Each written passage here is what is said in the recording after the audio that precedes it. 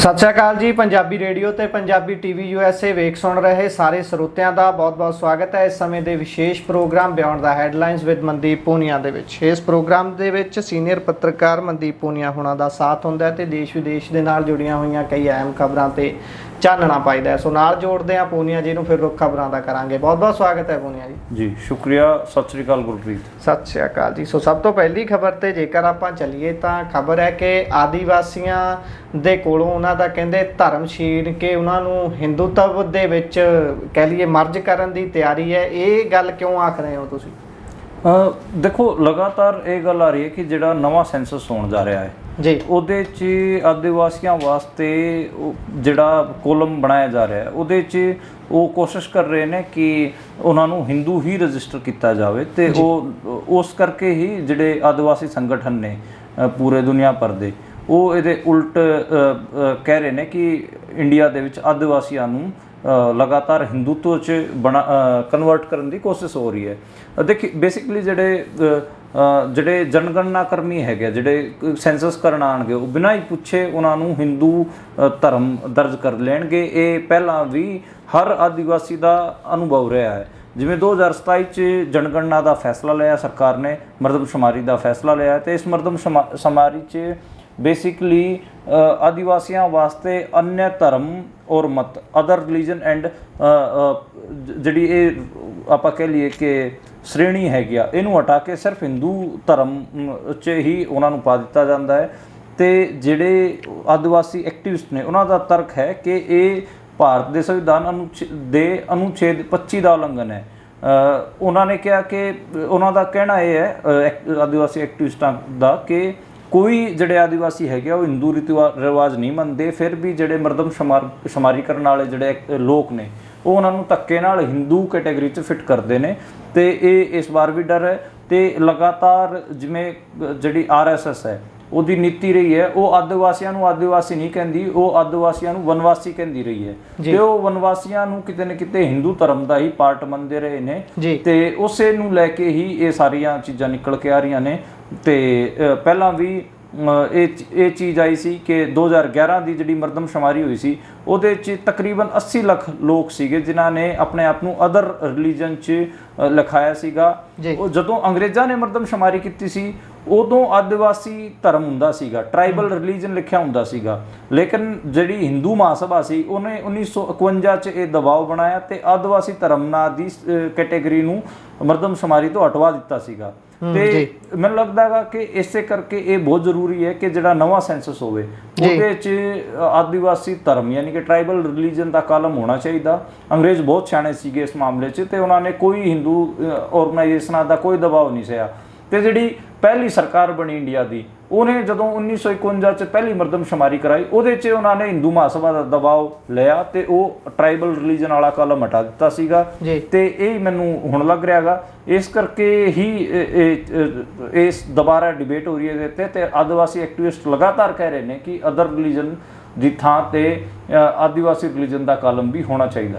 ਜੀ, ਜੇਕਰ ਆਪਾਂ ਇਸ ਤੋਂ ਅਗਲੀ ਖਬਰ 'ਤੇ ਚੱਲੀਏ ਤਾਂ ਆਪਾਂ ਬੀਤੇ ਕਈ ਦਿਨਾਂ ਤੋਂ ਲਗਾਤਾਰ ਇਹ ਖਬਰਾਂ ਲੈ ਰਹੇ ਹਾਂ ਕਿ ਕਿਸ ਤਰੀਕੇ ਦੇ ਨਾਲ ਪਹਾੜੀ ਰਾਜਾਂ ਦੇ ਵਿੱਚ ਮੌਸਮ ਬਦਲਣ ਦੇ ਨਾਲ ਕਹਿਰ ਵਰਸ ਰਿਹਾ ਹੈ, ਬਹੁਤ ਨੁਕਸਾਨ ਵੀ ਹੋ ਰਿਹਾ ਹੈ। ਆਪਾਂ ਬੀਤੇ ਦਿਨੀ ਗੱਲ ਮੰਡੀ ਦੀ ਕੀਤੀ ਸੀ ਅਤੇ ਮੰਡੀ ਤੋਂ ਵੀ ਖਾਸ ਤੌਰ 'ਤੇ ਸਿਆਸਤ ਪੱਖੀ ਸੀ ਜਦੋਂ ਇਹਨਾਂ ਦੀ ਪਾਰਟੀ ਦੇ ਭਾਜਪਾ ਦੀ ਪਾਰਟੀ ਦੇ ਹੀ ਇੱਕ ਵਿਅਕਤੀ ਦੇ ਵੱਲੋਂ ਸਵਾਲ ਚੁੱਕੇ ਗਏ ਸੀ ਕੰਗਣਾ ਰਣੌਤ ਦੀ ਗੈਰ ਮੌਜੂਦਗੀ ਨੂੰ ਲੈ ਕੇ। ਅਤੇ ਹੁਣ ਕੰਗਣਾ ਰਣੌਤ ਦੀ ਇੱਕ ਵੀਡੀਓ ਸਾਹਮਣੇ ਆ ਰਹੀ ਹੈ ਜਿਸ ਦੇ ਵਿੱਚ ਇੰਨੀਆਂ ਮੌਤਾਂ ਹੋ ਜਾਣ ਦੇ ਬਾਅਦ ਵੀ ਉਸ ਦਾ ਰਵੱਈਆ ਤਕਰੀਬਨ ਮਜ਼ਾਕ ਉਡਾਉਣ ਵਾਲਾ। ਕੀ ਕਹੋਗੇ ਜੀ? ਬਿਲਕੁਲ, ਉਹਨਾਂ ਦੀ ਇੱਕ ਵੀਡੀਓ ਸਾਹਮਣੇ ਆਈ, ਪਹਿਲਾਂ ਉਹਦੇ 'ਚ ਮਜ਼ਾਕ ਹੀ ਉਡਾ ਰਹੀ ਸੀ, ਬਾਅਦ 'ਚ ਇੱਕ ਹੋਰ ਵੀਡੀਓ ਆਈ ਉਹਦੇ 'ਚ ਜਿਹੜੇ ਇੱਕ ਔਰਤ ਸੀ ਹਿਮਾਚਲ ਦੀ, ਉਹਨੇ ਕਿਹਾ ਕਿ ਤੁਸੀਂ ਇੱਥੇ ਫੋਟੋ ਖਿਚਾਉਣ ਆ ਗਏ ਹੈਗੇ ਹੋ, ਦੋ ਬੰਦਿਆਂ ਨੂੰ ਫੜਦੇ ਹੋ ਤੇ ਫੋਟੋ ਖਿਚਾਉਂਦੇ ਹੋ, ਫਿਰ ਇੱਥੋਂ ਚੱਲਦੇ ਬਣਦੇ ਹੋ, ਸਾਡੇ ਵਾਸਤੇ ਕੁਝ ਨਹੀਂ ਕਰਦੇ।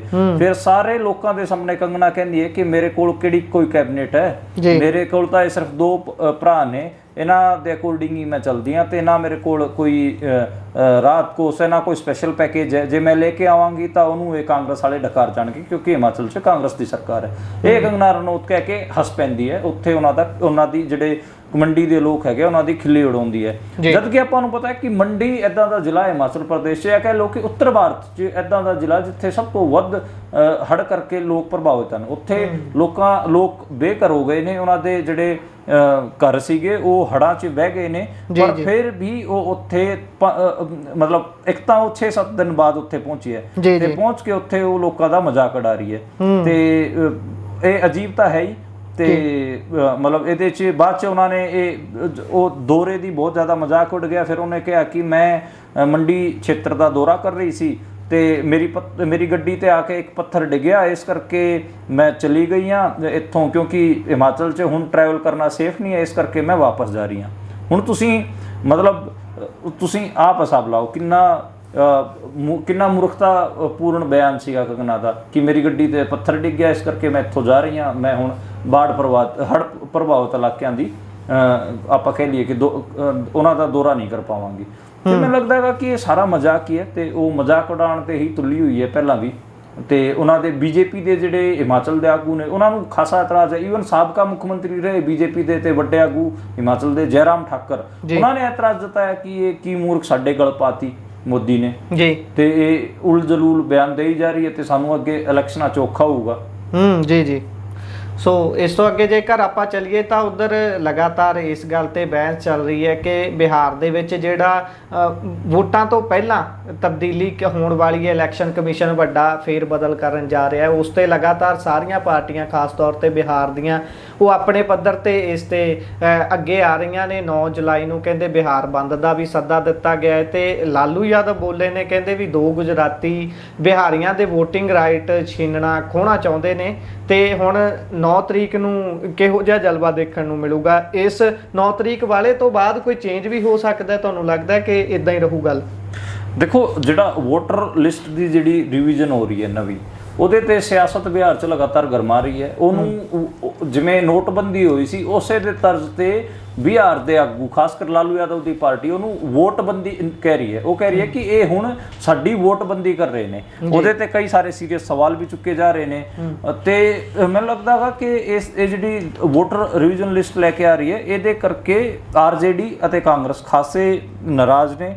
ਪਹਿਲਾਂ ਉਹ 6 ਜੁਲਾਈ ਨੂੰ ਇਲੈਕਸ਼ਨ ਕਮਿਸ਼ਨ ਦੀ ਕਮੇਟੀ ਨੂੰ ਮਿਲ ਕੇ ਵੀ ਆਏ ਸੀ, ਲੇਕਿਨ ਉੱਥੇ ਕੋਈ ਜਵਾਬ ਤਾਂ ਉਹਨਾਂ ਨੂੰ ਮਿਲਿਆ ਨਹੀਂ ਚੰਗਾ। ਇਸ ਕਰਕੇ ਫਿਰ ਉਹਨਾਂ ਨੇ ਆਪਾਂ ਕਹਿ ਲਈਏ ਕਿ ਦੁਬਾਰੇ ਤੋਂ ਮੁੜ ਇਹ ਪ੍ਰੋਟੈਸਟ ਦੀ ਕਾਲ ਦਿੱਤੀ ਹੈ ਤੇ 9 ਜੁਲਾਈ ਨੂੰ ਹੁਣ ਇਹ ਪ੍ਰੋਟੈਸਟ ਹੋਣ ਜਾ ਰਿਹਾ ਹੈਗਾ। ਤੇ 9 ਜੁਲਾਈ ਨੂੰ ਜਿਹੜੇ ਆਪਾਂ ਕਹਿ ਲਈਏ ਕਿ ਆਰਜੇਡੀ ਦੇ ਕਾਰਜਕਰਤਾ ਹੈਗੇ ਤੇਜਸਵੀ ਯਾਦਵ ਹੋਰੀ ਹੈਗੇ ਆ, ਉਹ ਚੱਕਾ ਜਾਮ ਕਰਨਗੇ। ਉਹਦੇ 'ਚ ਰਾਹੁਲ ਗਾਂਧੀ ਵੀ ਸ਼ਾਮਲ ਹੋਣਗੇ।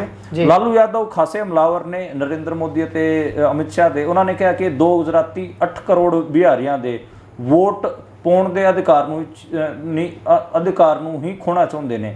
ਤੇ ਇਹ ਕਹਿੰਦੇ ਕਿ ਇਹ 2 ਗੁਜਰਾਤੀ ਬਿਹਾਰ ਸੰਵਿਧਾਨ ਅਤੇ ਲੋਕਤੰਤਰ ਵਾਸਤੇ ਖਤਰਾ ਨੇ। ਇਹ ਬਿਹਾਰ ਨੂੰ, ਸੰਵਿਧਾਨ ਨੂੰ ਅਤੇ ਲੋਕਤੰਤਰ ਨੂੰ ਸਖਤ ਨਫ਼ਰਤ ਕਰਦੇ ਨੇ।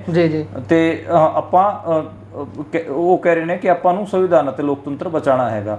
ਦੇਖੋ, ਇਹ ਵੀ ਮੁਕੇਸ਼ ਸੈਣੀ ਵਰਗੇ ਜਿਹੜੇ ਉੱਥੇ ਆਗੂ ਨੇ, ਜਿਹੜੇ ਸੈਣੀ ਪਾਰਟੀ ਵਾਲੇ ਹੈਗੇ ਆ, ਉਹ ਵੀ ਲਗਾਤਾਰ ਕਹਿ ਰਹੇ ਨੇ ਕਿ ਉੱਥੇ ਟੀਚਰਾਂ ਦੀ ਡਿਊਟੀ ਲਾਈ ਜਾ ਰਹੀ ਹੈ ਤੇ ਸਕੂਲ ਸਿੱਖਿਆ ਦਾ ਠੱਪ ਪਈ ਹੈ। ਤੇ ਉੱਧਰ ਜਿਹੜਾ ਚੋਣ ਆਯੋਗ ਹੈ ਉਹ ਵੀ ਕੋਈ ਜਵਾਬ ਨਹੀਂ ਦੇ ਰਿਹਾ ਸਾਡੇ ਜਿਹੜੇ ਮਤਭੇਦ ਨੇ ਉਹਦੇ ਨਾਲ। ਤੇ ਹੁਣ ਇਹਦੇ ਮਸਲੇ ਤੇ ਸੁਪਰੀਮ ਕੋਰਟ ਵੀ ਗਏ ਨੇ। 10 ਜੁਲਾਈ ਨੂੰ ਸੁਪਰੀਮ ਕੋਰਟ ਦੇ ਵਿੱਚ ਇਸ ਮਾਮਲੇ ਨੂੰ ਲੈ ਕੇ ਸੁਣਵਾਈ ਵੀ ਹੈ। ADR ਨੇ ਇੱਕ ਯਾਚਕਾ ਦਾਇਰ ਕੀਤੀ ਸੀਗੀ ਤੇ ਉਹਦੇ 'ਚ ਕਿਹਾ ਸੀਗਾ ਕਿ ਜਿਹੜਾ ਵੋਟਰ ਲਿਸਟ 'ਚ ਦੁਬਾਰੇ ਉਸਨੂੰ ਰਿਵੀਜ਼ਨ ਕਰਨ ਦੀ ਜਿਹੜੀ ਗੱਲ ਹੈ ਉਹਨੂੰ ਰੱਦ ਕੀਤਾ ਜਾਵੇ ਤੇ ਉਹ ਆਰਟੀਕਲ 14, 19, 21, 30, 325, 326 ਦਾ ਉਲੰਘਣ ਹੈਗੀ ਆ। ਤੇ ਮੈਨੂੰ ਲੱਗਦਾ ਹੈ ਕਿ ਇਲੈਕਸ਼ਨ ਕਮਿਸ਼ਨ ਆਫ ਇੰਡੀਆ ਦਾ ਖਾਸਾ ਮਤਲਬ ਗ੍ਰਾਫ ਡਾਊਨ ਹੋ ਰੱਖਿਆ। ਉਹਦੀ ਕੋਈ ਕ੍ਰੈਡੀਬਿਲਿਟੀ ਕੋਈ ਬਚੀ ਨਹੀਂ ਹੈ। ਤੇ ਇਲੈਕਸ਼ਨ ਕਮਿਸ਼ਨ ਹਾਲਾਂਕਿ ਦਾਅਵਾ ਕਰ ਰਿਹਾ ਹੈਗਾ ਕਿ ਅਸੀਂ ਕੋਈ ਕਿਸੇ ਵੈਲਿਡ ਵੋਟਰ ਦਾ ਨਾਂ ਨਹੀਂ ਕੱਟਾਂਗੇ, ਪਰ ਬੇਸਿਕਲੀ ਮੈਸੇਜਿੰਗ ਹੋ ਚੁੱਕੀ ਹੈ। ਮੈਸੇਜਿੰਗ ਦਾ ਖੇਡ ਹੁੰਦਾ ਹੈ। ਇੰਡੀਆ ਅਲਾਇੰਸ ਖਾਸ ਕਰ ਲਾਲੂ ਯਾਦਵ ਇਹ ਮੈਸੇਜਿੰਗ ਕਰਨ 'ਚ ਕਾਮਯਾਬ ਹੋ ਚੁੱਕੇ ਨੇ ਕਿ election commission basically Amit Shah ਅਤੇ ਗੁਜਰਾਤ ਅਤੇ ਨਰਿੰਦਰ ਮੋਦੀ ਦੇ ਇਸ਼ਾਰੇ 'ਤੇ, 2 ਗੁਜਰਾਤੀਆਂ ਦੇ ਇਸ਼ਾਰੇ 'ਤੇ ਉਹ ਬਿਹਾਰ 'ਚ ਵੋਟਬੰਦੀ ਕਰ ਰਹੇ ਨੇ। ਉਹ ਪਹਿਲਾਂ ਵੀ ਸਵਾਲ ਉੱਠਦੇ ਨੇ, ਹੁਣ ਕਹਿ ਲਓ ਵੀ ਉਹ ਹੋਰ ਵੀ ਪੁਖਤਾ ਹੋ ਗਏ ਨੇ ਜਦੋਂ ਇਹੋ ਜਿਹੀਆਂ ਇਹ ਚਾਲਾਂ ਚੱਲਦੇ ਨੇ ਆਏ ਦਿਨ। ਬਿਲਕੁਲ। ਸੋ ਅੱਗੇ ਜੇਕਰ ਆਪਾਂ ਚੱਲੀਏ ਤਾਂ ਪੰਜਾਬ ਦੇ ਵਿੱਚ ਇੱਕ ਭਾਰੀ ਬੱਸ ਹਾਦਸਾ ਹੋਇਆ ਜਿਸ ਦੇ ਵਿੱਚ ਬੱਸ ਪਲਟ ਜਾਂਦੀ ਹੈ ਤੇ ਤਕਰੀਬਨ 8 ਲੋਕਾਂ ਦੀ ਹੁਣ ਤੱਕ ਮੌਤ ਦੀ ਖਬਰ ਆ ਚੁੱਕੀ ਹੈ। ਬਹੁਤ ਸਾਰੇ ਲੋਕ ਗੰਭੀਰ ਜ਼ਖਮੀ ਵੀ ਨੇ। ਹੁਸ਼ਿਆਰਪੁਰ ਜ਼ਿਲ੍ਹੇ ਦੀ ਇਹ ਘਟਨਾ ਹੈ, ਬਾਕੀ ਪਾਇਓ ਚਾਨਣਾ ਇਸ ਤੇ।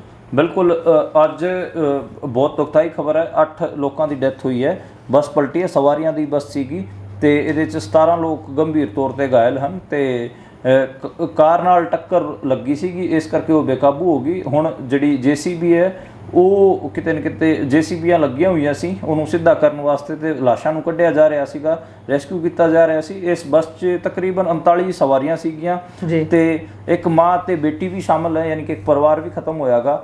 ਤੇ ਇਹ ਜਿਹੜੀ ਬੱਸ ਹੈ ਇਹ ਦਸੂਆ ਅਤੇ ਹਾਜੀਪੁਰ ਰੋਡ ਦੇ ਵਿੱਚ ਅੱਡਾ ਸਗਰਾਂ ਦੇ ਕੋਲ ਇਹ ਹਾਦਸਾ ਵਾਪਰਿਆਗਾ ਤੇ ਉੱਥੇ ਲੋਕ ਸਾਰੇ ਇਕੱਠਾ ਹੋ ਗਏ ਸੀ ਜਦੋਂ ਇਹ ਹਾਦਸਾ ਵਾਪਰਿਆ ਤੇ ਲੋਕਾਂ ਨੇ ਬੱਸ ਨੂੰ ਸਿੱਧਾ ਵੀ ਕੀਤਾ, JCB ਮੰਗਾਈਆਂ ਗਈਆਂ ਤੇ ਲਾਸ਼ਾਂ ਨੂੰ ਕੱਢਿਆ ਗਿਆ ਹੈਗਾ।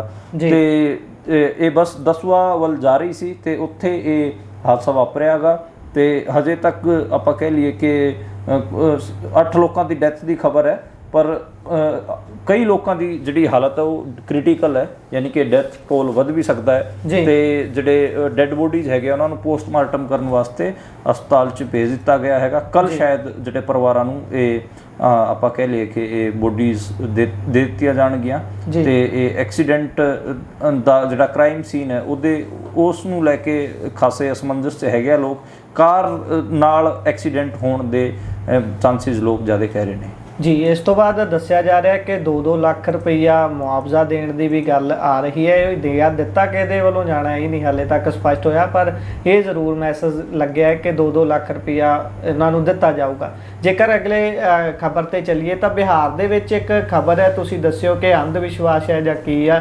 5 ਲੋਕਾਂ ਦੀ ਹੱਤਿਆ ਹੋਈ ਹੈ, ਕਹਿੰਦੇ ਘਰ ਤੋਂ 1.5 ਕਿਲੋਮੀਟਰ ਦੂਰ ਲਿਜਾ ਕੇ ਲਾਸ਼ ਜਲਾਈ ਹੈ। ਕੀ ਸਾਰਾ ਮਾਮਲਾ ਹੈ? ਹਾਂਜੀ, ਬੇਸਿਕਲੀ ਇਸ ਕਿਸਮ ਦੇ ਘਟਨਾਕ੍ਰਮਾਂ ਨੂੰ ਵਿਚ ਹੰਟਿੰਗ ਦੀ ਘਟਨਾਕ੍ਰਮ ਕਿਹਾ ਜਾਂਦਾ ਹੈਗਾ।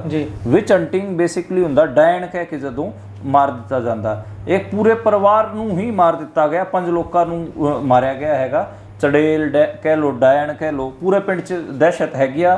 ਤੇ ਇਹ ਪੂਰਨੀਆ ਜ਼ਿਲ੍ਹਾ ਬਿਹਾਰ ਦਾ, ਉੱਥੇ ਟੇਟਗਾਮਾ ਪਿੰਡ ਸੀਗਾ ਤੇ ਉੱਥੇ ਪਹਿਲਾਂ 5 ਲੋਕਾਂ ਨੂੰ ਕੁੱਟਿਆ ਗਿਆ ਬੁਰੇ ਤਰੀਕੇ ਨਾਲ, ਬਾਅਦ 'ਚ ਉਹਨਾਂ ਨੂੰ ਅੱਗ ਲਾ ਦਿੱਤੀ ਗਈ ਤੇ ਉਹਦੇ 'ਚ 2 ਮਹਿਲਾਵਾਂ ਨੇ, 3 ਪੁਰਸ਼ ਸ਼ਾਮਲ ਨੇ ਤੇ ਉਹ ਕਿਤੇ ਨਾ ਕਿਤੇ ਉੱਥੇ ਸ਼ਾਇਦ ਮਾੜਾ ਮੋਟਾ ਝਾੜ ਫੂਕ ਕਰ ਰਹੇ ਸੀਗੇ ਤੇ ਝਾੜ ਫੂਕ ਤੋਂ ਬਾਅਦ ਮੈਨੂੰ ਲੱਗਦਾ ਪਿੰਡ ਵਾਲਿਆਂ ਨੇ ਉਹਨਾਂ ਨੂੰ ਫੜ ਲਿਆ ਤੇ ਉਹਨਾਂ ਨੂੰ ਕਿਹਾ ਕਿ ਇਹ ਡੈਣ ਹੈਗੀ। ਵਿਚ ਹੰਟਿੰਗ ਬੇਸਿਕਲੀ ਔਰਤਾਂ ਦੀ ਰਾਜਸਥਾਨ ਦੇ ਵਿੱਚ ਇਸ ਕਿਸਮ ਦੀ ਘਟਨਾਵਾਂ ਬਹੁਤ ਵਾਪਰਦੀਆਂ ਰਹੀਆਂ ਨੇ। ਜਦੋਂ ਔਰਤਾਂ ਰਾਤ ਨੂੰ ਟੂਣਾ ਟੋਟਕਾ ਮਾੜਾ ਮੋਟਾ ਕਰਨ ਨਿਕਲਦੀਆਂ ਸੀ ਘਰੋਂ ਤੇ ਉਹਨਾਂ ਨੂੰ ਡੈਣ ਕਹਿ ਕੇ, ਚੜੇਲ ਕਹਿ ਕੇ ਮਾਰ ਦਿੱਤਾ ਜਾਂਦਾ ਸੀਗਾ। ਤੇ ਇਹ ਵਿੱਚ ਹੰਟਿੰਗ ਦੀ ਘਟਨਾਕ੍ਰਮ ਹੀ ਬਿਹਾਰ 'ਚ ਹੈਗਾ। ਬਸ ਇਹਦੇ 'ਚ ਐਕਸਟਰਾ ਇਹ ਕਿ ਇਹਦੇ 'ਚ 3 ਪੁਰਸ਼ ਵੀ ਸ਼ਾਮਲ ਹਨ ਜਿਨ੍ਹਾਂ ਨੂੰ ਮਾਰਿਆ ਗਿਆ, ਜਿੰਦਾ ਜਲਾਇਆ ਗਿਆ ਹੈਗਾ। ਹਾਲਾਂਕਿ ਜਿਹੜੇ ਇਸ ਮਾਮਲੇ ਦੇ ਵਿੱਚ ਆਰੋਪੀ ਹਨ ਉਹਨਾਂ ਨੂੰ ਫੜ ਲਿਆ ਗਿਆ ਹੈ ਤੇ ਹਜੇ 3-4 ਜਣੇ ਫਰਾਰ ਨੇ, ਉਹਨਾਂ ਨੂੰ ਵੀ ਪੁਲਿਸ ਕਹਿ ਰਹੀ ਹੈ ਕਿ ਅਸੀਂ ਜਲਦ ਹੀ ਫੜ ਲਵਾਂਗੇ। ਇਹ ਬੇਸਿਕਲੀ ਸਹੀ ਕਹਿ ਰਹੇ ਹੋ ਤੁਸੀਂ, ਅੰਧ ਵਿਸ਼ਵਾਸ ਨਾਲ ਜੁੜੀ ਹੋਈ ਘਟਨਾਕ੍ਰਮ ਵੀ ਲਾ ਲਓ ਤੇ ਇਹਨੂੰ ਇੱਕ ਹੋਰ ਖਾਤਾ ਬਣਦਾ ਕੈਟੇਗਰੀ ਬਣਦੀ ਹੈ, ਉਹਨੂੰ ਕਹਿੰਦੇ ਰਫ ਜਸਟਿਸ। ਇਹ ਰਫ ਜਸਟਿਸ ਦੀ ਘਟਨਾ ਹੁੰਦੀ ਹੈ ਜਦੋਂ ਤੁਸੀਂ ਕਿਸੇ ਬੰਦੇ ਨੂੰ ਔਨ ਸਪੋਟ ਦੋਸ਼ੀ ਡਿਕਲੇਅਰ ਕਰਕੇ ਮਾਰ ਦਿੰਦੇ ਹੋ, ਖੁਦ ਨਿਆਂ ਦੇਣ ਦੀ ਗੱਲ ਕਰਦੇ ਹੋ, ਉਸ ਕਿਸਮ ਦੀਆਂ ਘਟਨਾਵਾਂ ਨੇ। ਇਸ ਤੋਂ ਪਹਿਲਾਂ ਇਹ ਯੂਰਪ ਅਮਰੀਕਾ 'ਚ ਵੀ ਹੁੰਦੀਆਂ ਰਹੀਆਂ ਨੇ, ਜਦੋਂ ਬਲੈਕਸ ਨੂੰ ਰੇਪਿਸਟ ਕਹਿ ਕੇ ਜਾਂ ਫਿਰ ਹੋਰ ਇਸ ਕਿਸਮ ਦੇ ਆਰੋਪ ਲਾ ਕੇ ਮਾਰਿਆ ਜਾਂਦਾ ਸੀਗਾ। ਸਾਰੇ ਜਿਹੜੇ ਲੋਕ ਹੁੰਦੇ ਸੀ, ਭੀੜ ਇਕੱਠਾ ਹੁੰਦੀ ਸੀ, ਭੀੜ ਜਿਹੜੇ ਮੋਬ ਹੁੰਦੀ ਸੀ ਉਹ ਮੋਬ ਲਿੰਚ ਕਰਦੀ ਹੁੰਦੀ ਸੀ ਇਸ ਤੇ ਕਹਿੰਦੀ ਸੀ ਅਸੀਂ ਜਸਟਿਸ ਕਰ ਰਹੇ ਹਾਂ ਕਿਉਂਕਿ ਰੇਪਿਸਟ ਸੀਗਾ, ਇਹ ਸੀਗਾ। ਜਦੋਂ ਮੋਬ ਆਪਣੇ ਆਪ ਕਿਸੇ ਨੂੰ ਮਾਰ ਕੇ ਜਸਟਿਸ ਵਾਲੀ ਭੂਮਿਕਾ 'ਚ ਆ ਜਾਵੇ, ਉਹਨੂੰ ਸਿਵਲ ਸੁਸਾਇਟੀ 'ਚ ਕਿਤੇ ਨਾ ਕਿਤੇ ਕਿਹਾ ਜਾਂਦਾ ਗਾ ਕਿ ਇਹ ਰਫ ਜਸਟਿਸ ਦੀਆਂ ਘਟਨਾਵਾਂ ਨੇ। ਇਹਦੇ 'ਚ ਵੀ ਪਿੰਡ ਵਾਲਿਆਂ ਦੀ ਮੋਰੈਲਿਟੀ ਇਹ ਸੀਗੀ ਕਿ ਦੇਖੋ ਇਹ ਤਾਂ ਝਾੜ ਫੂਕ ਕਰ ਰਿਹਾ, ਪਿੰਡ ਨੂੰ ਬਰਬਾਦ ਕਰਨਾ ਚਾਹੁੰਦੇ ਨੇ, ਤਬਾਹ ਕਰਨਾ ਚਾਹੁੰਦੇ, ਤੇ ਉਹਨਾਂ ਨੇ ਕੁੱਟ ਕੇ ਉਹਨਾਂ ਨੂੰ ਮਾਰਤਾ। ਤੇ ਇਹੀ ਇਸ ਕਿਸਮ ਦਾ ਆਪਾਂ ਮੁਸਲਮਾਨਾਂ ਨਾਲ ਵੀ ਵੇਖਦੇ ਆ ਇੰਡੀਆ ਦੇ ਵਿੱਚ। ਜਦੋਂ ਮੁਸਲਮਾਨਾਂ ਨੂੰ ਜੇ ਉਹਨਾਂ ਦੇ ਘਰ ਕੋਈ ਮਾਸ ਦਾ ਟੁਕੜਾ ਲੱਭ ਜਾਂਦਾ ਤੇ ਕਹਿੰਦੇ ਕਿ ਇਹ ਦੇਖੋ ਗਾਂ ਦਾ ਮਾਸ ਦਾ ਟੁਕੜਾ ਹੈ, ਜਦਕਿ ਉਹ ਹੁੰਦਾ ਨਹੀਂ ਕਈ ਵਾਰ। ਉਹ ਇੰਟਰੋਗੇਸ਼ਨ ਨਹੀਂ ਉਹਦੀ, ਮੰਨ ਕੇ ਉਹਨੂੰ ਇਨਵੈਸਟੀਗੇਟ ਨਹੀਂ ਕਰਨਾ ਕੀ ਹੈ, ਸਿੱਧਾ ਉਹਨੂੰ ਬਸ ਮਾਸ ਗਊ ਦਾ ਸਾਬਤ ਕਰ ਦੇਣਾ, ਸਾਬਤ ਕਰਕੇ ਤੇ ਉਹ ਮੁਸਲਮਾਨ ਨੂੰ ਮਾਰ ਦਿੱਤਾ ਜਾਂਦਾ ਹੈ। ਇਹਨੂੰ ਮੋਬ ਲਿੰਚਿੰਗ ਦੀ ਘਟਨਾਵਾਂ ਇੰਡੀਆ ਦੇ ਵਿੱਚ ਖਾਸੀਆਂ ਵਧੀਆਂ, ਜਿਹਦੇ 'ਚ ਘੱਟ ਗਿਣਤੀ ਦੇ ਲੋਕਾਂ ਨੂੰ ਮੋਬ ਇਕੱਠਾ ਹੋ ਕੇ ਉਹਨਾਂ ਨੂੰ ਮਾਰ ਦਿੰਦੀ ਸੀ। 84 ਵੀ ਆਪਾਂ ਨੂੰ ਪਤਾ ਕਿ ਕਿਵੇਂ ਇੰਡੀਆ ਦੇ ਸ਼ਹਿਰਾਂ ਦੇ ਵਿੱਚ ਸਿੱਖਾਂ ਨੂੰ, ਘੱਟ ਗਿਣਤੀਆਂ ਨੂੰ ਕਿਵੇਂ ਮੋਬ ਨੇ, ਜਿਹੜੀ ਹਿੰਦੂਤਵਾ ਦੀ ਮੋਬ ਸੀਗੀ, ਉਹਨਾਂ ਨੇ ਕਿਵੇਂ ਇਕੱਠੇ ਹੋ ਕੇ ਤੇ ਮੋਬ ਲਿੰਚਿੰਗ ਕੀਤੀਆਂ ਨੇ। ਤੇ ਇਹ ਇਸੇ ਕਿਸਮ ਦਾ ਇਹ ਰਫ ਜਸਟਿਸ ਦੀ ਘਟਨਾ ਹੈ ਤੇ ਇਹ ਬਿਹਾਰ ਦੇ ਵਿੱਚ ਵਾਪਰੀ ਹੈ। ਇਹਦੇ ਉਲਟ ਮੈਨੂੰ ਲੱਗਦਾ ਕਿ ਸਿਵਲ ਸੁਸਾਇਟੀ 'ਚ ਕਾਰਵਾਈ ਬਣਦੀ ਹੈਗੀ ਆ ਤੇ ਉਹਨਾਂ ਨੂੰ ਕੜੀ ਤੋਂ ਕੜੀ ਸਜ਼ਾ ਮਿਲਣੀ ਚਾਹੀਦੀ, ਕਿਉਂਕਿ ਨਾਗਰਿਕ ਕੋਲ ਕੋਈ ਅਧਿਕਾਰ ਨਹੀਂ ਹੈ ਕਿ ਦੂਜੇ ਨਾਗਰਿਕ ਦੀ ਉਹ ਮਾਰ ਦੇਵੇ ਇਹ ਕਹਿ ਕੇ ਕਿ ਮੈਂ ਇਹ ਗਲਤ ਕਰ ਰਿਹਾ ਸੀ, ਇਸ ਕਰਕੇ ਇਹਨੂੰ ਮੈਂ ਮਾਰ ਰਿਹਾ। ਜੀ ਗਲਤ ਤਾਂ ਹੈ। ਸੋ ਉਧਰ ਕਹਿੰਦੇ ਟਰਕਿਸ਼ ਕੰਪਨੀ ਭਾਰਤ ਦੇ ਵਿੱਚ 에ਅਰਪੋਰਟ ਤੇ ਸਰਵਿਸ ਨਹੀਂ ਦੇ ਸਕੂਗੀ। ਵੈਸੇ ਪਹਿਲਾਂ ਵੀ ਤੁਸੀਂ ਇਹ ਖਬਰਾਂ ਤੇ ਚਾਨਣਾ ਪਾਇਆ ਕਿ ਕਾਫੀ ਟਰਕਿਸ਼ ਕੰਪਨੀਆਂ ਭਾਰਤ ਦੇ ਵਿੱਚ ਇਹ ਸਰਵਿਸਿਜ਼ ਦਿੰਦੀਆਂ ਨੇ। ਬਿਲਕੁਲ ਤੁਸੀਂ ਸਹੀ ਕਹਿ ਰਹੇ ਹੋ। ਇਸ ਦਾ ਸਾਰੀ ਜੜ ਤੁਸੀਂ ਲੱਭੋਗੇ ਤਾਂ ਉਹ ਜਿਹੜਾ ਇੰਡੀਆ ਪਾਕਿਸਤਾਨ ਦਾ ਯੁੱਧ ਵਰਗਾ ਜਿਹੜਾ ਮਾਹੌਲ ਬਣਿਆ ਸੀਗਾ, ਉਹਦੇ ਤੋਂ ਇਹ ਸਾਰੀਆਂ ਚੀਜ਼ਾਂ ਨਿਕਲ ਕੇ ਆ ਰਹੀਆਂ ਨੇ। ਬੇਸਿਕਲੀ ਕੀ ਹੈ ਇਹਦੇ 'ਚ ਦੇਖੋ, ਇੰਡੀਆ ਦੀ ਜਿਹੜੀ ਰਾਈਟ ਵਿੰਗ ਸੀਗੀ ਉਹ ਲਗਾਤਾਰ ਟਵਿੱਟਰ ਤੇ ਇੱਕ ਪ੍ਰਚਾਰ ਕਰਦੀ ਰਹੀ ਕਿ ਜਿਹੜੀ ਟਰਕੀ ਹੈ ਜਿਹੜੀ ਮੁਲਕ ਹੈ, ਟਰਕੀ ਮੁਲਕ ਨੇ, ਟਰਕਿਸ਼ ਲੋਕਾਂ ਨੇ ਪਾਕਿਸਤਾਨ ਦੀ ਮਦਦ ਕੀਤੀ ਇੰਡੀਆ ਦੇ ਉਲਟ। ਉਹਨਾਂ ਨੇ ਡਰੋਨ ਭੇਜੇ, ਇਸ ਕਿਸਮ ਦਾ ਪ੍ਰਚਾਰ ਚੱਲਦਾ ਰਿਹਾ। ਉਸੇ ਪ੍ਰਚਾਰ ਦੇ ਚੱਕਰ 'ਚ ਹੀ ਇਹ ਸਾਰਾ ਵਾਪਰਿਆਗਾ। ਤੇ ਜਿਹੜੀ ਸਿਵਲ ਐਵੀਏਸ਼ਨ ਦੀ ਜਿਹੜੀ ਆਪਣੀ India the bureau of civil aviation security ਹੈ ਜੀ, ਉਹਦੇ ਜ਼ਰੀਏ ਸੇਲਬੀ ਅਤੇ ਉਹਦੇ ਜਿਹੜੇ ਸਹਿਯੋਗੀ ਕੰਪਨੀਆਂ ਸੀ ਉਹ ਸੁਰੱਖਿਆ ਪ੍ਰੋਵਾਈਡ ਕਰ ਰਿਹਾ ਸੀ ਇੰਡੀਅਨ 에ਅਰਪੋਰਟਸ ਤੇ ਉਹਨਾਂ ਨੂੰ ਖਾਰਜ ਕਰ ਦਿੱਤਾ ਹੈ। ਬੇਸਿਕਲੀ ਉਹ ਗਰਾਊਂਡ ਹੈਂਡਲਿੰਗ ਅਤੇ ਕਾਰਗੋ ਸਰਵਿਸ ਕੰਪਨੀਆਂ ਸੀਗੀਆਂ, ਜਿਹਦੇ 'ਚ ਸੇਲਬੀ ਐਵੀਏਸ਼ਨ ਮੁੱਖ ਨਿਸ਼ਾਨਾ ਬਣਾਈ ਗਈ ਹੈਗੀ ਆ। ਉਹਨੇ 7 ਜੁਲਾਈ ਨੂੰ ਇੱਕ ਪੈਟੀਸ਼ਨ ਦਾਇਰ ਕੀਤੀ ਸੀਗੀ ਦਿੱਲੀ ਹਾਈ ਕੋਰਟ 'ਚ ਤੇ ਅੱਜ ਹੀ ਉਹਨੂੰ ਖਾਰਜ ਕਰ ਦਿੱਤਾ ਹੈ। ਉਹਦੇ 'ਚ ਦੇਖੋ ਸੇਲਬੀ ਐਵੀਏਸ਼ਨ ਪਹਿਲਾਂ ਵੀ ਕੰਮ ਕਰਦੀ ਰਹੀ ਹੈ, ਟਰਕੀ ਦੀ ਕੰਪਨੀ ਹੈ, ਨੋ ਡਾਊਟ, ਪਰ ਉਹਦਾ ਗਰਾਊਂਡ ਹੈਂਡਲਿੰਗ ਦਾ ਕੰਮ ਹੈ, ਖਾਸ ਕਰ ਪੈਸੇਂਜਰ ਹੈਂਡਲਿੰਗ, ਸਮਾਨਾਂ ਦੀ ਲੋਡਿੰਗ ਅਨਲੋਡਿੰਗ, ਕਾਰਗੋ ਮੈਨੇਜਮੈਂਟ, ਇਸ ਕਿਸਮ ਦਾ ਕੰਮ ਹੈ। ਉਹਨੂੰ ਸਿਕਿਉਰਿਟੀ ਨਾਲ ਜੋੜ ਕੇ, ਮਤਲਬ ਟਰਕੀ ਨਾਲ ਤੁਹਾਡੇ ਵੈਰ ਹੋ ਸਕਦੇ ਨੇ, ਪਰ ਉੱਥੇ ਜੇ ਦੁਨੀਆ ਇੱਕ ਗਲੋਬਲ ਵਿਲੇਜ ਮੰਨਦੇ ਹੋ, ਫਿਰ ਕਿਸੇ ਵੀ ਮੁਲਕ ਦੇ ਬੰਦੇ ਕਿੱਥੇ ਵੀ ਜਾ ਕੇ ਬਿਜ਼ਨਸ ਤਾਂ ਕਰ ਹੀ ਸਕਦੇ ਨੇ, ਉਹਨਾਂ ਨੂੰ ਤੁਸੀਂ ਬੈਨ ਕਰ ਰਹੇ ਹੋ। ਉਹਦੇ 'ਚ ਐ ਹੈ ਨਾ, ਜਿੱਦਾਂ ਤੁਸੀਂ ਇਹ ਗੱਲ ਕਰ ਰਹੇ ਹੋ ਇਹਦੇ ਨਾਲ ਹੈ, ਪਰ ਵਪਾਰ ਤਾਂ ਇਹ ਚਾਈਨਾ ਨਾਲ ਜਿੰਦਾ ਮਰਜ਼ੀ ਕਨਫਲਿਕਟ ਹੋ ਜਾਵੇ, ਸਿੱਧੇ ਤੌਰ ਤੇ ਉਹਦੇ ਨਾਲ ਵਪਾਰ ਗੱਲ ਖਤਮ ਕਰਨ ਦੀ ਗੱਲ ਨਹੀਂ ਕਰਦੇ।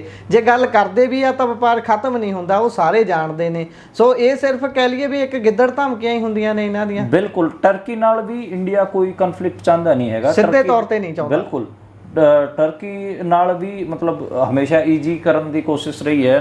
ਨਰਿੰਦਰ ਮੋਦੀ ਨੇ ਤਾਂ ਜਿਹੜੇ ਟਰਕੀ ਦੇ ਪ੍ਰਧਾਨ ਮੰਤਰੀ ਨੇ ਉਹਨਾਂ ਨੂੰ ਇੱਥੇ ਸੱਦਿਆ ਵੀ ਸੀ ਤੇ ਉਹਨਾਂ ਦੀ ਖਿਦਮਤ ਵੀ ਕੀਤੀ ਸੀਗੀ। ਤੇ ਅੱਗੇ ਵੀ ਮੈਨੂੰ ਲੱਗਦਾ ਗਾ ਕਿ ਕੋਈ ਇੱਦਾਂ ਦਾ ਹੈ ਨਹੀਂ ਕਿ ਮਤਲਬ ਉਹਨਾਂ ਨਾਲ ਕਨਫਲਿਕਟ 'ਚ ਜਾਣਗੇ ਨਹੀਂ। ਇਹ ਛੋਟੇ ਲੈਵਲ ਤੇ ਹੁੰਦਾ ਰਹੂਗਾ ਕਿ ਕੋਈ ਛੋਟੀ ਮੋਟੀ ਕੰਪਨੀ ਨੂੰ ਬੈਨ ਕਰਤਾ ਤੇ ਟਰਕੀ ਦੇ ਉਲਟ ਉਹਨਾਂ ਨੇ ਕੋਈ ਨੈਰੇਟਿਵ ਬਿਲਡ ਕਰਤਾ ਪ੍ਰੈਸ਼ਰ ਟੈਕਟਿਕ ਦੇ ਅਕੋਰਡਿੰਗ। ਉੱਦਾਂ ਜਦੋਂ ਇਹ ਪੂਰਾ ਵਾਪਰਿਆ ਹੈਗਾ ਇਨਸੀਡੈਂਟ, ਉਸ ਤੋਂ ਬਾਅਦ ਅਰੇਬੀਅਨ ਮੁਲਕਾਂ 'ਚ ਤਾਂ ਇਹ ਗਏ ਵੀ ਨੇ, ਆਪਣੇ ਐਮਪੀਜ਼ ਦੌਰਾ ਵੀ ਕੀਤਾ ਹੈਗਾ। ਤੇ ਮੈਨੂੰ ਲੱਗਦਾ ਕਿ ਇਹ ਆਪਣੀ ਜਿਹੜੀ ਡਿਪਲੋਮੈਟਿਕ ਰਿਲੇਸ਼ਨ ਹੈਗੇ ਉਹ ਟਰਕੀ ਨਾਲ ਨਹੀਂ ਵਿਗਾੜਨਗੇ। ਜੀ, ਇਹ ਕੰਪਨੀ ਨੂੰ ਵੈਸੇ ਉਹਨੂੰ ਨਿਸ਼ਾਨਾ ਬਣਾਉਂਦੇ ਨੇ ਜਿਹੜੀ ਨਾ ਤਾਂ ਉਧਰ ਵਾਲੀ ਵੈਲਿਊ ਕਰਦੀ ਨਾ ਇੱਧਰ ਵੈਲਿਊ ਕਰਦੀ ਹੈ, ਤੇ ਆਮ ਲੋਕਾਂ ਨੂੰ ਇਹ ਦਿਖਾ ਦਿੰਦੇ ਨੇ ਵੀ ਅਸੀਂ ਸਿੱਧਾ ਟਰਕੀ ਤੇ ਹਮਲਾ ਇੱਕ ਤਰ੍ਹਾਂ। ਬਿਲਕੁਲ, ਸੌਖੇ ਨੰਬਰ ਕੁੱਟੇ ਜਾਂਦੇ ਨੇ ਉਹਦੇ 'ਚ, ਇਹ ਗੱਲ ਹੋ ਜਾਂਦੀ ਹੈ। ਚਲੋ ਅੱਗੇ ਚੱਲੀਏ ਤਾਂ ਉਧਰ ਵੀ ਪੰਜਾਬ ਦੇ ਵਿੱਚ ਅੱਜ ਇੱਕ ਬਹੁਤ ਵੱਡੇ ਕੱਪੜਾ ਕਾਰੋਬਾਰੀ ਦਾ ਕਤਲ ਹੋਇਆ ਹੈ। ਮਾਲਵੇ 'ਚ ਬਹੁਤ ਵੱਡਾ ਨਾਮ ਹੈ ਨਿਊ ਬੈਲਰ। ਸੋ ਇਸ ਦੇ ਬਾਰੇ ਕੀ ਕਹੋਗੇ, ਕੀ ਜਾਣਕਾਰੀ ਹੁਣ ਤੱਕ ਨਿਕਲ ਕੇ ਆ ਪਾਈ ਹੈ ਸਾਹਮਣੇ? ਬਿਲਕੁਲ, ਤੁਸੀਂ ਜਿਹੜਾ ਅਮਰਿੰਦਰ ਗਿੱਲ ਦਾ ਉਹ ਗਾਣਾ ਸੁਣਿਆ ਨਾ ਕਿ ਕੁੜਤਾ ਪਜਾਮਾ ਹੈ ਮੈਂ ਅਬੋਰ ਤੋਂ ਸਵਾਇਆ ਜੀ, ਉਸੇ ਅਬੋਰ 'ਚ ਜਿਹੜਾ ਵੀਅਰਵੈਲ ਜਿਹੜਾ ਸ਼ੋਰੂਮ ਸੀਗਾ ਉਹ ਸਭ ਤੋਂ ਮਸ਼ਹੂਰ ਸੀਗਾ। ਤੁਸੀਂ ਉਹਦੀ ਮਸ਼ਹੂਰੀ ਮੈਂ ਦੱਸ ਦਿੰਦਾ, ਮੈਂ ਹਰਿਆਣੇ ਤੋਂ ਹਾਂ ਤੇ ਹਰਿਆਣੇ 'ਚ ਵੀ ਵੀਅਰਵੈਲ ਦੇ ਕੱਪੜਿਆਂ ਦਾ ਜ਼ਿਕਰ ਹੁੰਦਾ ਸੀ। ਉੱਥੋਂ ਕੁੜਤੇ ਪਜਾਮੇ ਸਵਾਏ ਹੋਇਆਂ ਦਾ ਜ਼ਿਕਰ ਹੁੰਦਾ ਸੀ। ਪੂਰਾ ਮਾਲਵਾ, ਪੂਰਾ ਹਨੂੰਮਾਨਗੜ੍ਹ, ਗੰਗਾਨਗਰ, ਉੱਥੋਂ ਜਿਹੜੇ ਖਾਸ ਕਰ ਰੂਰਲ ਅਲੀਟ ਹੈਗੇ ਆ ਉਹ ਉੱਥੋਂ ਕੁੜਤੇ ਪਜਾਮੇ ਲੈਂਦੇ ਸੀਗੇ। ਤੇ ਉਹ ਇਹ ਸੁਣਨ 'ਚ ਆਇਆ ਕਿ ਜਿਹੜੇ ਬਦਮਾਸ਼ ਸੀਗੇ ਉਹਨਾਂ ਨੇ ਬੇਸਿਕਲੀ ਪਹਿਲਾਂ ਵੀਅਰਵੈਲ ਵਾਲਿਆਂ ਨੂੰ ਧਮਕੀਆਂ ਦਿੱਤੀਆਂ ਸੀਗੀਆਂ ਕਿ ਤੁਸੀਂ ਸਾਨੂੰ ਪੈਸੇ ਦਿਓ, ਤੁਹਾਡੀ ਬਹੁਤ ਕਮਾਈ ਹੁੰਦੀ ਹੈ, ਤੁਸੀਂ ਸਾਨੂੰ ਪ੍ਰੋਟੈਕਸ਼ਨ ਮਨੀ ਦਿਓ। ਤੇ ਇਹ ਹਾਲਾਂਕਿ ਪਹਿਲਾਂ ਜਿਹੜਾ ਇਹ ਮਾਲਕ ਸੀ ਸੰਜੇ ਵਰਮਾ, ਇਹ ਦਿੰਦਾ ਰਿਹਾ ਹੈ ਪ੍ਰੋਟੈਕਸ਼ਨ ਮਨੀ, ਪਹਿਲਾਂ ਦਿੰਦਾ ਰਿਹਾ। ਮੇਰੀ ਕਈ ਬੰਦਿਆਂ ਨਾਲ ਗੱਲ ਹੋ ਰਹੀ ਸੀ, ਕਹਿੰਦੇ ਦਿੰਦਾ ਰਿਹਾ ਹੈ ਪਹਿਲਾਂ ਪ੍ਰੋਟੈਕਸ਼ਨ ਮਨੀ, ਇਸ ਵਾਰ ਮਾੜੀ ਮੋਟੀ ਲੇਟ ਹੋਇਆ ਤੇ ਇਹ ਅੱਗਿਓਂ ਇਹਨੇ ਜਵਾਬ ਦਿੱਤਾ ਤੇ ਇਹ ਹੁਣ ਇਹਨੂੰ ਗੋਲੀਆਂ ਮਾਰ ਦਿੱਤੀਆਂ ਗਈਆਂ ਹਨ ਤੇ ਇਹਨੂੰ ਕਿਤੇ ਨਾ ਕਿਤੇ ਮਾਰ ਦਿੱਤਾ ਗਿਆ ਹੈਗਾ। ਜਿਹੜਾ CCTV ਫੁਟੇਜ ਹੈ ਉਹ ਵੀ ਲਗਾਤਾਰ ਵਾਇਰਲ ਹੋ ਰਹੀ ਹੈ, ਕਿਵੇਂ ਜਿਹੜੇ ਬਦਮਾਸ਼ ਆਉਂਦੇ ਨੇ 12 ਗੋਲੀਆਂ ਮਾਰੀਆਂ ਸੰਜੇ ਵਰਮਾ ਦੀ ਛਾਤੀ ਤੇ ਹਜੇ ਮਤਲਬ ਆਪਾਂ ਕਹਿ ਲਈਏ ਕਿ ਬਹੁਤ ਸਾਰੇ ਗੈਂਗਸ ਦੇ ਨਾਂ ਆ ਰਹੇ, ਮਤਲਬ ਜਿਹੜਾ ਲਾਰੈਂਸ ਬਿਸ਼ਨੋਈ ਗੈਂਗ ਹੈ ਉਹਨੇ ਇਸ ਦੀ ਜ਼ਿੰਮੇਵਾਰੀ ਲਈ ਹੈ। ਉਹਦੇ ਜਿਹੜੇ ਸ਼ੂਟਰ ਨੇ ਆਰਜੂ ਬਿਸ਼ਨੋਈ, ਉਹਨਾਂ ਨੇ ਪੋਸਟ ਕਰਕੇ ਕਿਹਾ ਕਿ ਅਸੀਂ ਇਹਨੂੰ ਫੋਨ ਕੀਤਾ ਸੀਗਾ ਪਰ ਇਹਨੇ ਸਾਨੂੰ ਪਛਾਣਨ ਤੋਂ ਹੀ ਮਨਾ ਕਰ ਦਿੱਤਾ, ਇਸ ਕਰਕੇ ਅਸੀਂ ਇਸ ਵਾਰਦਾਤ ਨੂੰ ਅੰਜਾਮ ਦਿੱਤਾ। ਯਾਨੀ ਕਿ ਮੈਂ ਕਹਿ ਰਿਹਾ ਨਾ ਕਿ ਪਹਿਲਾਂ ਇਹ ਪ੍ਰੋਟੈਕਸ਼ਨ ਮਨੀ ਦਿੰਦਾ ਰਿਹਾ, ਇਸ ਵਾਰ ਇਹਨਾਂ ਦਾ ਕਨਫਲਿਕਟ ਪਿਆ, ਇਹਨੇ ਨਾ ਕਰ ਦਿੱਤੀ ਤੇ ਫਿਰ ਇਹ ਘਟਨਾਕ੍ਰਮ ਵਾਪਰਿਆ। ਤੇ ਆਰਜੂ ਬਿਸ਼ਨੋਈ ਨੇ ਪੂਰਾ ਜਿਹੜਾ ਨਿਊ ਵੀਅਰਵੈਲ ਅਬੋਹਰ ਵਾਲੇ ਦੀ ਹੱਤਿਆ ਬਾਰੇ ਇੱਕ ਸੋਸ਼ਲ ਮੀਡੀਆ ਤੇ ਪੋਸਟ ਲਿਖੀ ਹੈ। ਗੋਲਡੀ ਢਿੱਲੋਂ, ਆਰਜੂ ਬਿਸ਼ਨੋਈ, ਸੁਭਮ ਲੋਨਕਰ ਮਹਾਰਾਸ਼ਟਰ ਵਾਲੇ, ਇਹ ਸਾਰਿਆਂ ਦੇ ਹੀ ਨਾਂ ਲਿਆ ਹੈਗਾ ਤੇ ਇਹਦੇ 'ਚ ਇਹ ਸਾਫ਼ ਨਿਕਲ ਕੇ ਆ ਰਿਹਾ ਕਿ ਇਹ ਲਾਰੈਂਸ ਬਿਸ਼ਨੋਈ ਨਾਲ ਜੁੜੇ ਹੋਏ ਨੇ। ਬਾਕੀ ਅੱਗੇ ਪਤਾ ਲੱਗੂਗਾ ਕਿ ਕੀ ਬਣਦਾ ਹੈ। ਹੁਣ ਦੇਖੋ ਪੰਜਾਬ 'ਚ ਵਪਾਰੀਆਂ ਨੂੰ ਟਾਰਗੇਟ ਕੀਤਾ ਜਾ ਰਿਹਾ, ਪਹਿਲਾਂ ਉਹ ਸਿੰਗਰ ਸੀਗੀ ਤਾਨਿਆ, ਉਹਦੇ ਫਾਦਰ ਸਾਹਿਬ ਨੂੰ ਟਾਰਗੇਟ ਕੀਤਾ ਗਿਆ ਤੇ ਹੁਣ ਆਪਾਂ ਦੇਖ ਰਹੇ ਹਾਂ ਵੀਰਵੈਲ ਵਾਲੇ ਨੂੰ ਟਾਰਗੇਟ ਕੀਤਾ ਗਿਆ ਹੈਗਾ। ਤੁਸੀਂ ਵੀ ਅੱਜ ਇੱਕ ਗਰਾਊਂਡ ਰਿਪੋਰਟ ਕਰਕੇ ਆਏ ਹੋ, ਉਹਦੇ ਬਾਰੇ ਦੱਸੋ ਕਿ ਪੰਜਾਬ 'ਚ ਹੋ ਕੀ ਰਿਹਾ, ਲਾਅ ਐਂਡ ਆਰਡਰ ਦੀ ਸਥਿਤੀ ਕੀ ਹੈ? ਉਹੀ ਗੱਲ ਹੈ ਕਿ ਇੱਕ ਵੀਡੀਓ ਸੋਸ਼ਲ ਮੀਡੀਆ ਤੇ ਖਾਸੀ ਵਾਇਰਲ ਹੁੰਦੀ ਹੈ ਜਿਹਦੇ ਵਿੱਚ ਇੱਕ ਨੌਜਵਾਨ ਧਰਤੀ ਤੇ ਪਿਆ ਹੋਇਆ, ਕਹਿੰਦੇ ਵੀ ਨਸ਼ੇ ਦੀ ਓਵਰਡੋਜ਼ ਕਾਰਨ ਉਸ ਦੀ ਮੌਤ ਹੋ ਗਈ ਤੇ ਅਸੀਂ ਉਹ ਵੀਡੀਓ ਦਾ ਪਿੱਛਾ ਕਰਨ ਦੀ ਕੋਸ਼ਿਸ਼ ਕੀਤੀ। ਕਪੂਰਥਲਾ ਜ਼ਿਲ੍ਹੇ ਦਾ ਪਿੰਡ ਹੈ ਡੈਣਵਿੰਡ, ਉਸ ਪਿੰਡ ਦੇ ਸਰਪੰਚ ਦਾ ਮੁੰਡਾ ਹੈ ਉਹ। ਇੱਕ ਤਾਂ ਸਰਪੰਚ, ਉੱਪਰੋਂ ਉਸ ਲੜਕੇ ਦਾ ਜਿਹੜਾ ਪਿਤਾ ਹੈ ਉਹ ਪੰਜਾਬ ਪੁਲਿਸ ਦੇ ਵਿੱਚ ASI ਹੈ, ਔਨ ਡਿਊਟੀ ਹੈ ਇਸ ਟਾਈਮ। ਤੇ ਉਹਨਾਂ ਦਾ ਨੌਜਵਾਨ ਇਹੋ ਜਿਹੀ ਦਲਦਲ 'ਚ ਫਸਿਆ ਹੋਇਆ ਤੇ ਉਹ ਨੌਜਵਾਨ 10 ਸਾਲ ਲਾ ਕੇ ਇਟਲੀ ਦੇ ਵਿੱਚੋਂ ਵਾਪਸ ਆਇਆ ਸੀ। ਹੁਣੇ ਰੀਸੈਂਟਲੀ ਉਹਦਾ ਵਿਆਹ ਕੀਤਾ ਸੀ। ਉਹ ਕਹਿੰਦੇ ਵੀ ਜਦੋਂ ਇਹਨੂੰ 10 ਸਾਲ ਪਹਿਲਾਂ ਅਸੀਂ ਭੇਜਿਆ ਸੀ ਉਦੋਂ ਇਹ ਹਲਕੇ ਫੁਲਕੇ ਨਸ਼ੇ ਤੇ ਲੱਗਿਆ। ਇਸ ਨੇ ਸਾਡੇ ਘਰ ਦੇ ਵਿੱਚ ਗੁਰਬਾਣੀ ਦਾ ਜ਼ਿਆਦਾ ਜਾਪ ਹੋਣ ਕਰਕੇ ਇਹਨੂੰ ਲੱਗਾ ਵੀ ਮੈਂ ਗਲਤ ਕਰ ਰਿਹਾ, ਨੈਤਿਕ ਤੌਰ ਤੇ ਉਹਨੇ ਸਾਨੂੰ ਦੱਸ ਦਿੱਤਾ, ਅਸੀਂ ਇਹਦਾ ਇਲਾਜ ਕਰਾਇਆ, ਇਹ ਠੀਕ ਹੋ ਗਿਆ ਤੇ ਅਸੀਂ ਇਹਨੂੰ ਜਲਦੀ ਤੋਂ ਜਲਦੀ ਬਾਹਰ ਕੱਢ ਦਿੱਤਾ। ਹੁਣ ਕਹਿੰਦੇ ਸਿਰਫ ਵਿਆਹ ਲਈ ਆਇਆ ਸੀ ਤੇ ਵਿਆਹ ਤੇ ਆਉਂਦਿਆਂ ਹੀ ਇਸ ਨੂੰ ਲੋਕਾਂ ਨੇ ਸ਼ਿਕੰਜੇ 'ਚ ਲੈ ਲਿਆ। ਜਿਨ੍ਹਾਂ ਨੂੰ ਪਤਾ ਸੀ ਵੀ ਪਹਿਲਾਂ ਵੀ ਨਸ਼ਾ ਕਰਦਾ ਸੀ, ਉਹਨਾਂ ਨੇ ਇਸ ਨੂੰ ਸੇਵਨ ਕਰਾਉਣਾ ਸ਼ੁਰੂ ਕੀਤਾ ਤੇ ਉਸ ਤੋਂ ਬਾਅਦ ਕਹਿੰਦੇ ਇਹ ਹਾਲ ਹੋਇਆ, ਸਾਨੂੰ ਇਹ ਸਿਲਾ ਮਿਲਿਆ। ਸੋ ਇਹ ਤਾਂ ਧਰਾਤਲ ਦੇ ਹਾਲਾਤ ਨੇ। 10-10 ਸਾਲ ਪੁਰਾਣੇ ਕੇਸ ਵੀ ਜਿਹੜੇ ਕਹਿ ਲਈਏ ਵੀ ਇੱਕ ਤਰੀਕੇ ਦੇ ਉਹਨਾਂ ਦੇ ਵੀ ਲੋਕ ਸੂਹ ਰੱਖਦੇ ਨੇ ਵੀ ਇਹ ਯਾਰ ਪਹਿਲਾਂ ਕਰਦਾ ਸੀ, ਹੁਣ ਕਰਦਾ ਹੋਊਗਾ ਜਾਂ ਨਹੀਂ ਕਰਦਾ ਹੋਊਗਾ। ਸੋ ਇਹ ਹਾਲਾਤ ਨੇ। ਉਹ ਵੀ ਪਿੰਡ ਦਾ ਸਰਪੰਚ ਹੋਵੇ, ਉਹਨਾਂ ਦੀ ਪਤਨੀ ਪਿੰਡ ਦੀ ਸਰਪੰਚ ਹੈ ਤੇ ਉਹ ਖੁਦ ਆਪ ਜਨਾਬ ਜਿਹੜੇ ਅਰਦਾਸ ਕਰਦੇ ਵੀਡੀਓ 'ਚ ਨਜ਼ਰ ਆ ਰਹੇ ਸੀ, ਉਹ ਖੁਦ ਆਪ ASI ਨੇ। ਉਹ ਕਹਿੰਦੇ ਵੀ ਅਸੀਂ ਹੁਣ ਕੀ ਕਰ ਸਕਦੇ ਹਾਂ, ਪਿੰਡ ਦੇ ਲੋਕ ਸਾਨੂੰ ਵੀ ਆ ਕੇ ਦੱਸਦੇ ਨੇ ਵੀ ਨਸ਼ਾ ਪਿੰਡ ਦੇ ਵਿੱਚ, ਕਹਿੰਦੇ ਸਾਨੂੰ ਵੀ ਪਤਾ ਕਿੱਥੇ ਕਿੱਥੇ ਨਸ਼ਾ। ਯੁੱਧ ਨਸ਼ਿਆਂ ਵਿਰੁੱਧ ਵਰਗੇ ਜਿਹੜੇ ਕੈਂਪੇਨ ਨੇ ਉਹਨਾਂ ਦੇ ਸਾਡੇ ਪਿੰਡ 'ਚ ਵੀ ਕੈਂਪ ਲੱਗੇ ਨੇ, ਗੋਲੀਆਂ ਫੜੀਆਂ ਗਈਆਂ ਨੇ, ਪਰ ਉਸ ਤੋਂ ਬਾਅਦ ਸ਼ਾਮ ਨੂੰ ਹੀ ਘਰੇ ਆ ਜਾਂਦੇ ਨੇ ਜਿਹੜੇ ਡਰੱਗ ਤਸਕਰ ਨੇ ਤੇ ਉਹ ਸ਼ਾਮ ਨੂੰ ਘਰੇ ਆ ਕੇ ਸਭ ਤੋਂ ਪਹਿਲਾਂ ਤਾਂ ਪਟਾਕੇ ਚਲਾ ਕੇ ਪੂਰੇ ਪਿੰਡ ਨੂੰ ਦੱਸਦੇ ਨੇ ਵੀ ਅਸੀਂ ਦੁਬਾਰਾ ਵਾਪਸ ਆ ਗਏ ਹਾਂ। ਇਹ ਹਾਲਾਤ ਨੇ ਧਰਾਤਲ ਤੇ ਇਸ ਸਮੇਂ। ਬੇਸ਼ੱਕ ਡਰੱਗ ਦੀ ਗੱਲ ਹੋਵੇ, ਬੇਸ਼ੱਕ ਗੈਂਗਸਟਰਵਾਦ ਦੀ ਗੱਲ ਹੋਵੇ, ਕਿਉਂਕਿ ਇਹਨੂੰ ਅਲੱਗ ਕਰਕੇ ਨਹੀਂ ਦੇਖਿਆ ਜਾ ਸਕਦਾ, ਇਹ ਪੈਰਲਲ ਚੱਲਦੀਆਂ ਨੇ ਚੀਜ਼ਾਂ। ਕੀ ਮਤਲਬ ਗੁਰਪ੍ਰੀਤ, ਕੀ ਤੁਹਾਨੂੰ ਲੱਗਦਾਗਾ ਕਿ ਜਿਹੜਾ ਗੈਂਗਸਟਰਵਾਦ ਹੈ ਉਹ ਦੁਬਾਰੇ ਤੋਂ ਮੁੜ ਆਪਣਾ ਪਰਚਮ ਲਹਿਰਾ ਰਿਹਾ? ਕਿਉਂਕਿ ਮੈਂ ਇੱਕ ਡੇਟਾ ਦੇਖ ਰਿਹਾ ਸੀਗਾ ਅੱਜ, ਮੈਂ ਜਦੋਂ ਕਾਊਂਟ ਕਰਨ ਲੱਗਿਆ, ਜਿਵੇਂ ਤਾਨੀਆ ਦੇ ਫਾਦਰ ਵਾਲਾ ਮਾਮਲਾ ਹੋਇਆ, ਉਸ ਤੋਂ ਬਾਅਦ ਮੈਂ ਇਹ ਕਾਊਂਟ ਕਰਨ ਲੱਗਿਆ ਕਿ ਕਿੰਨੇ ਆਰਟਿਸਟ ਹੈਗੇ ਜਿਨ੍ਹਾਂ ਤੇ ਗੈਂਗਸਟਰਾਂ ਨੇ ਉਹਨਾਂ ਨੂੰ ਟਾਰਗੇਟ ਕੀਤਾ। ਹੁਣ ਮੈਨੂੰ ਯਾਦ ਆਇਆ ਪਰਮੇਸ਼ਵਰ ਵਰਮਾ ਦਾ ਨਾਂ, ਉਹਨਾਂ ਤੇ ਗੋਲੀ ਚੱਲੀ ਸੀ, ਬਾਬਾ ਨੇ ਗੋਲੀ ਚਲਾਈ, ਬਿਲਕੁਲ। ਬੱਬੂ ਮਾਨ ਦਾ ਨਾਂ ਧਿਆਨ ਆਇਆ, ਕਰਨ ਔਜਲੇ ਦਾ ਨਾਂ ਧਿਆਨ ਆਇਆ, ਗਿੱਪੀ ਗਰੇਵਾਲ ਦਾ ਨਾਂ ਧਿਆਨ 'ਚ ਆਇਆ। ਈਵਨ ਮਤਲਬ ਤਾਨੀਆ ਤਾਂ ਇਹ ਤਾਂ ਚਲੋ ਛੋਟੇ ਨੇ, ਸਲਮਾਨ ਖਾਨ ਦਾ ਨਾਂ ਧਿਆਨ ਤੇ ਆਇਆ ਕਿ ਸਲਮਾਨ ਖਾਨ ਨੂੰ ਉੱਤੇ ਘਰੇ ਵੀ ਗੋਲੀਆਂ ਚਲਾਈਆਂ ਗਈਆਂ, ਸੈਫ ਅਲੀ ਖਾਨ ਤੇ ਘਰੇ ਕੋਈ ਵੜ ਗਿਆ ਸੀਗਾ, ਉਹਨਾਂ ਨੂੰ ਧਮਕੀਆਂ ਮਿਲ ਰਹੀਆਂ ਨੇ। ਤੇ ਇੱਕ ਇਹ ਨਵੇਂ ਗੈਂਗਸਟਰਵਾਦ ਦੀ ਆਪਾਂ ਕਹਿ ਸਕਦੇ ਹਾਂ ਕਿ ਉਹ ਇੱਕ ਰੀਤ ਪੈ ਰਹੀ ਹੈ ਜਿਹਦੇ 'ਚ ਗੈਂਗਸਟਰ ਵਪਾਰੀਆਂ ਨੂੰ ਸਿੰਗਰਾਂ ਨੂੰ ਜਿਹੜਾ ਵੀ ਚੰਗੇ ਪੈਸੇ ਬਣਾ ਰਿਹਾ ਕਮਾ ਰਿਹਾ ਕਿਸੇ ਨੂੰ ਵੀ ਐਕਸਟੋਰਸ਼ਨ ਕਾਲ ਮਿੰਟ ਲੱਗਦੀ ਆ ਉਹਨੂੰ। ਇਹਦੇ ਵਿੱਚ ਇੱਕ ਹੋਰ ਚੀਜ਼ ਆਪਾਂ ਦੇਖਦੇ ਆ ਬੋਨੀਆ ਜੀ, ਇੱਕ ਨਾ ਬਹੁਤ ਸਾਰੀਆਂ ਫੇਕ ਕਾਲਸ ਵੀ ਫੜੀਆਂ ਜਾਂਦੀਆਂ ਨੇ ਬਾਅਦ ਚੋਂ, ਕੁਝ ਨੌਜਵਾਨ ਫੜੇ ਜਾਂਦੇ ਨੇ। ਇੱਕ ਬੀਤੇ ਦਿਨੀ ਮਾਮਲਾ ਸੀਗਾ, ਉਹ ਨੌਜਵਾਨ ਨੂੰ ਪਟਿਆਲੇ ਤੋਂ ਫੜਿਆ ਜਾਂਦਾ ਜਿਹੜਾ ਦੀਪਿਕਾ ਲੁਤਰਾ ਨੂੰ ਧਮਕੀਆਂ ਦੇ ਰਿਹਾ ਸੀ। ਤੁਸੀਂ ਵੀ ਕੇਸ ਉਸ ਪੜਿਆ ਹੋਊਗਾ। ਉਸ ਦੇ ਮਾਪੇ ਕਹਿ ਰਹੇ ਨੇ ਵੀ ਭਾਈ ਸਾਡੇ ਤੋਂ ਤਾਂ 2 ਟਾਈਮ ਦੀ ਰੋਟੀ ਨਹੀਂ ਸਰਦੀ, ਅਸੀਂ ਕਿੱਥੋਂ ਇਸ ਨੂੰ ਛਡਾ ਲਿਆਂਗੇ। ਵੀ ਕਹਿਣ ਦਾ ਭਾਵ ਵੀ ਇੱਕ ਨਾ ਆਪਾਂ ਫੈਂਟੇਸਾਈਜ਼ ਵੀ ਕਰਦੇ ਨੇ ਜਿਹੜੇ ਵੱਡੇ ਗੈਂਗਸਟਰਾਂ ਨੂੰ ਦੇਖਦੇ ਨੇ। ਹੁਣ ਜਦੋਂ ਗੈਂਗਸਟਰ ਨੂੰ ਦਿਖਾਈ ਇੰਨਾ ਜਾਣਾ ਟੀਵੀ ਦੇ ਉੱਪਰ ਤੇ ਹਰੇਕ ਬੰਦਾ ਫੈਂਟੇਸਾਈਜ਼ ਕਰਦਾ ਵੀ ਸ਼ਾਇਦ ਮੈਂ ਵੀ ਇਸ ਲੈਵਲ ਦਾ ਬਣ ਸਕਦਾ, ਵੀ ਇਹ ਵੀ ਤਾਂ ਜੇਲ੍ਹ 'ਚ ਬਹਿ ਕੇ ਨਜ਼ਾਰੇ ਹੀ ਲੈ ਰਿਹਾ, ਕਦੀ ਇੰਟਰਵਿਊ ਦੇ ਦਿੰਦਾ, ਕਦੀ ਕੁਛ ਕਰ ਲੈਂਦਾ। ਇਹਨੂੰ ਸਜ਼ਾ ਤਾਂ ਅੱਜ ਤੱਕ ਹੋਈ ਨਹੀਂ, ਨਾ ਹੀ ਫਾਂਸੀ ਹੋਈ ਹੈ, ਤੇ ਇੰਨਾ ਕੁ ਕੀ ਹੈ, ਇੰਨਾ ਕੁ ਮੈਂ ਵੀ ਕਰ ਲੈਣਾ, ਬਾਹਰ ਵੀ ਤਾਂ ਇੰਨੇ ਕੁ ਖਰੂਦ ਪੱਟਦੇ ਆ। ਮੈਨੂੰ ਲੱਗਦਾ ਕਿ ਕਿਤੇ ਨਾ ਕਿਤੇ ਜਿਹੜਾ ਫੈਂਟੇਸਾਈਜ਼ ਕੀਤਾ ਜਾਂਦਾ ਮੀਡੀਆ ਦੇ ਵੱਲੋਂ ਵੀ ਗਲੋਰੀਫਾਈ ਕਰਕੇ ਪੇਸ਼ ਕਰਨਾ, ਉਸ ਤੋਂ ਬਾਅਦ ਆਪਣੇ ਪੱਧਰ ਤੇ ਨੌਜਵਾਨ ਉਹਨਾਂ ਨੂੰ ਆਈਡੀਅਲ ਵਾਂਗੂ ਦੇਖਣਾ ਸ਼ੁਰੂ ਕਰ ਦਿੰਦੇ ਨੇ। ਜਿਹੜੀਆਂ ਰੀਲਾਂ ਦੇ ਵਿੱਚ ਉਹਨਾਂ ਦੀਆਂ ਬਹੁਤ ਗੱਲਾਂ, ਜਿੱਦਾਂ ਫੈਸਲ ਜੱਟ ਜਿਹੜਾ ਪਾਕਿਸਤਾਨ ਦੀ ਵੀਡੀਓ ਬਹੁਤ ਵਾਇਰਲ ਹੋਈ ਸੀ, ਉਸ ਨੂੰ ਪ੍ਰਚਾਰਨਾ ਸ਼ੁਰੂ ਕਰ ਦਿੱਤਾ ਵੀ ਕਿੱਡੀ ਕੁ ਮਹਾਨਤਾ ਦੀ ਗੱਲ ਹੈ ਜੇਕਰ ਉਸ ਨੂੰ ਤੁਸੀਂ ਦੇਖ ਰਹੇ ਹੋ ਨਾ, ਜੋ ਵੀ ਉਹ ਕਰ ਰਿਹਾ ਸਟੇਜ ਤੇ, ਵੀ ਮੈਂ ਅੰਦਰ ਵੜ ਕੇ ਵੀ ਮੈਂ ਜੱਟ ਦਾ ਪੁੱਤ ਨਹੀਂ ਜੇ ਮੈਂ ਨਾ ਤੁਹਾਨੂੰ ਸਾਰਿਆਂ ਨੂੰ ਮਾਰ ਦਿੱਤਾ। ਇਹ ਛੋਟੀਆਂ ਛੋਟੀਆਂ ਗੱਲਾਂ ਨੂੰ ਬਹੁਤ ਵੱਡਾ ਬਣਾ ਕੇ ਕਈ ਵਾਰੀ ਨਵੇਂ ਮੁੰਡੇ 'ਚ ਪੈਰ ਰੱਖਣ ਦੀ ਕੋਸ਼ਿਸ਼ ਕਰਦੇ ਨੇ। ਕਿਸੇ ਨੂੰ ਵੀ ਕਾਲ ਕਰਕੇ ਕਹਿ ਦਿੰਦੇ ਨੇ ਜੇ ਤਾਂ ਫੜਿਆ ਗਿਆ ਤਾਂ ਫੜਿਆ ਗਿਆ, ਨਹੀਂ ਤਾਂ ਐਕਸਟੋਰਸ਼ਨ ਮਿਲ ਵੀ ਜਾਂਦੀ ਹੈ, ਕਿਉਂਕਿ ਡਰ ਵੀ ਬਹੁਤ ਹੈ ਨਾ ਲੋਕਾਂ 'ਚ, ਇਹ ਵੀ ਗੱਲ ਹੈ। ਬਿਲਕੁਲ।